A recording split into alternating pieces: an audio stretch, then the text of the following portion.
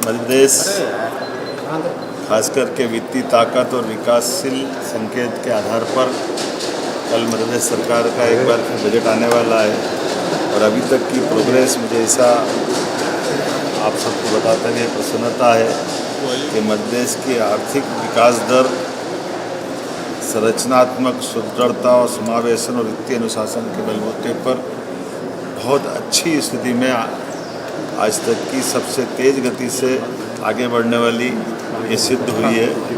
इसके केवल 2 वर्ष के बीच 2023-24 और 24-25 दोनों वर्ष का अगर पूंजीगत व्यय अगर देखता हूँ तो ये 46% की अभूतपूर्व वृद्धि हुई है और ख़ासकर ये सरकार के अधोसंरचना पर निवेश के फोकस को भी बताता है और इस नाते से कि ये जो हमारा 25-26 में लगभग 82,513 करोड़ की होने की संभावना है। पूंजीगत व्यय में तेज़ी का सीधा संबंध नए उद्योग, बेहतर कनेक्टिविटी और रोजगार के अवसरों से होता है। इससे स्पष्ट है कि सरकार केवल घोषणा नहीं कर रही है बल्कि ज़मीन पर निवेश उतार रही है। ये उस प्रकार की बात है जिसके आधार पर कि 2025-26 में कर्नाटक जैसे विकसित राज्य का जो पूंजीगत व्यय वो 71,336 करोड़ रुपये है। उसके उल्टे हमारी सरकार मध्य प्रदेश में पूंजीगत व्यय में 82,513 करोड़ पर अनुमानित है। इस तरह से हमने विकसित कहे जाने वाले कर्नाटक जैसे राज्य को भी पूंजीगत व्यय के मामले में पिछले साल के आधार पर पछाड़ दिया था। मैं उम्मीद करता हूं कि जिस प्रकार से जीएसडीपी में हमारी वृद्धि हो रही है, ये 10% की वृद्धि गत वर्ष थी और इस साल ये हमारी ग्रोथ 11% से आगे जा रही है।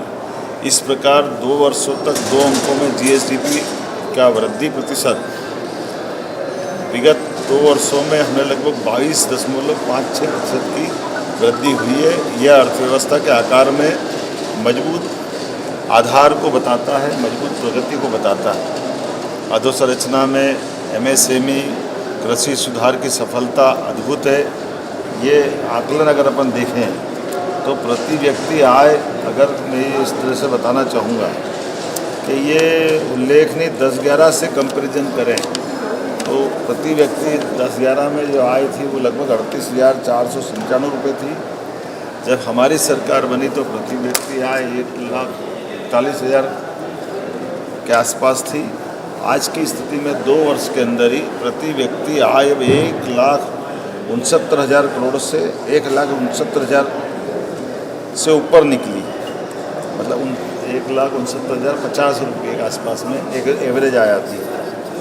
ये हमारी आय का स्तर भी बताता है, जीवन की गुणवत्ता भी बताता है और संरचनात्मक सुधार की तरफ भी हमारा ये ग्रोथ रेट ले जाता है।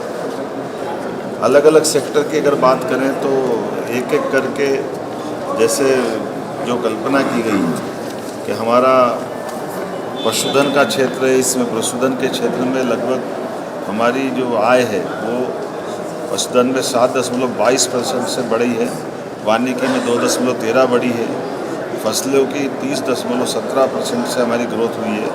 मत्स्य उत्पादन में भी हमारी वृद्धि और खनन उत्खनन में भी हम आगे बढ़े। कृषि के और ग्रामीण विकास के क्षेत्र में भी फसल उत्पादन में 7.66% की वृद्धि, खाद्यान्न उत्पादन में 14.68% की वृद्धि और औद्यानिक क्षेत्र में भी हमारी 28.39% की वृद्धि हुई है। दूध उत्पादन भी हमारा कहाँ गए साल तक 7 लाख लीटर प्रतिदिन का हमारा दूध का एकत्रीकरण था, आज वो 12 लाख प्रतिदिन से भी आगे बढ़ते हुए हम अपने किसानों के साथ पशुपालकों की दूध की भी कीमत में लगभग 5 से 7 रुपये लीटर का इजाफा दिला करके एनडीडीबी के साथ हमने जो एग्रीमेंट किया था ये उसकी पुष्टि हो रही है और हम इस तरह से आगे बढ़ रहे हैं। और ग्रामीण सड़कों के अंदर ग्रामीण आवास भी हर क्षेत्र में समान रूप से अगर आंकड़े देखें तो हम बहुत तेज़ गति से आगे बढ़ रहे हैं।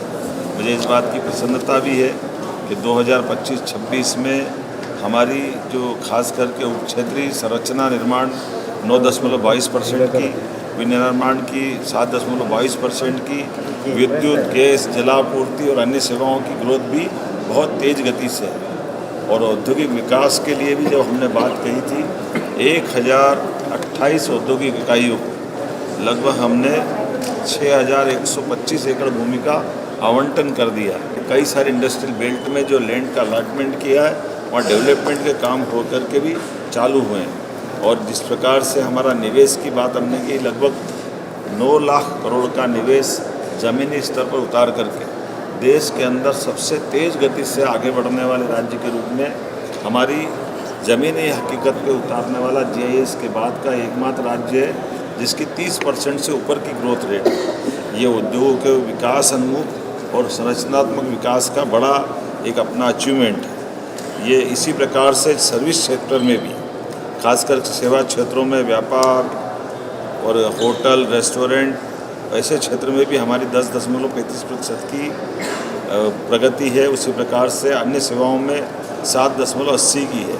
रियल एस्टेट व्यावसायिक क्षेत्र में भी 4.9% की वृद्धि, लोक प्रशासन में 4.96% की वृद्धि, वित्तीय सेवाओं में 3.73 की, अर्थात हर क्षेत्र में हम आगे बढ़े।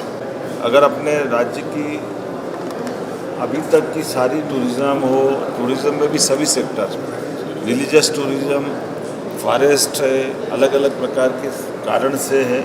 ऐसे में हम लगभग 13 करोड़ 18 हज़ार से ऊपर यात्रियों को लाने में सफल हुए। इसमें विदेशी यात्रियों की संख्या भी भारी वृद्धि है और अपने प्रदेश और प्रदेश के बाहर के भी राज्यों के बड़ी संख्या में हमारे पर्यटक अपने आए हैं। और एक और ख़ास बात, जब हम अपने राजस्व आधिक्य की 618 करोड़ की बात करते हैं तो राजकोषीय घाटा भी जो भारत सरकार की लिमिट है उसके अंदर हम करने में सफल हुए हैं। मुझे इस बात की प्रसन्नता है कि राजकोषीय व्यय जो खास करके GSDP का 4.66% है, राजस्व प्राप्ति 17.16% है, कर राजस्व में वृद्धि 13.57% है और ऋण के लिए भी GSDP का 31.3, अर्थात हमने राजकोषीय संयम के साथ विकासात्मक व्यय के लिए लगातार कदम बढ़ाए। नगरीय, स्वास्थ्य, शिक्षा, हर क्षेत्र में समान रूप से व्यय करते हुए लगभग 1,134 परियोजनाएं स्वीकृत करते हुए, इसी प्रकार से 8.75 लाख आवास हमने पूरा करके स्वच्छता संरक्षण में 8 राष्ट्रीय पुरस्कार भी हमने प्राप्त किए। स्वास्थ्य क्षेत्र में 34,112 करोड़ का GSDP का 3% का हमने अपना आकलन पूरा किया है। उसी प्रकार आयुष्मान कार्ड से लेकर के मातृ मृत्यु दर, इसमें भी हमने कंट्रोल किया है और ये एक तरह से हमारी पिछले समय से इसमें काफ़ी अच्छी प्रगति हुई। ये प्रसव दर में भी वही गति है। ये दोनों तरह से शिशु मृत्यु दर और मातृ प्रसव मृत्यु दर में भी हमने अपने काफ़ी अच्छे अचीवमेंट किए। शिक्षा कौशल में खास करके 1 से लेकर 5 तक का जो ड्रॉप आउट हमारा 6% था उसको हमने 0% पे ले जाने में सफल हुए। ये उल्लेखनीय उपलब्धि है। इसी प्रकार से विद्यार्थी 45,668 विद्यार्थियों को 500 करोड़ से ज़्यादा की सहायता हमारे द्वारा प्रदान की गई है। तकनीकी संस्थान भी हमारे लिए 1,625 से बढ़कर के 2070 पर ही टिके हैं। मैं मान के चलता हूँ आर्थिक सर्वेक्षण के ये आंकड़ों से स्पष्ट है, प्रदेश में आकस्मिक नहीं बल्कि संरचित, संतुलित और सुव्यवस्थित समावेशी रणनीति का परिणाम है। और यही कारण है कि एग्रीकल्चर से लेकर के हम अपने सभी सेक्टर में वित्तीय अनुशासन को बनाए रखते हुए बहुत तेज़ गति से आगे बढ़ें। आइए मध्य प्रदेश को और आगे बढ़ाने के लिए माननीय प्रधानमंत्री जी के नेतृत्व में इसी प्रकार ये विकास का क्रम जारी रखते हुए अब कल हम अपने राज्य के अंदर बजट का पूरे देश के अंदर एकमात्र हमारा राज्य मध्य प्रदेश रहेगा जो हमारा रोलिंग बजट लेते हुए 3 साल के आगामी 1 साल का बजट और 2 साल की बजट की आउटलाइन को जोड़ करके एक नवाचार हम कर रहे हैं, जिस आधार पर यशस्वी प्रधानमंत्री की अपेक्षा मध्य प्रदेश से है। हम उम्मीद कर रहे हैं कि हमारे इस काम के आधार पर बाबा महाकाल का आशीर्वाद भी रहेगा। हमारे अधिकारी, कर्मचारी, आम जनता और सारे लोगों ने मिलजुल करके जो विकास का संकल्प लिया है, निश्चित रूप से हम उसमें सफल होंगे।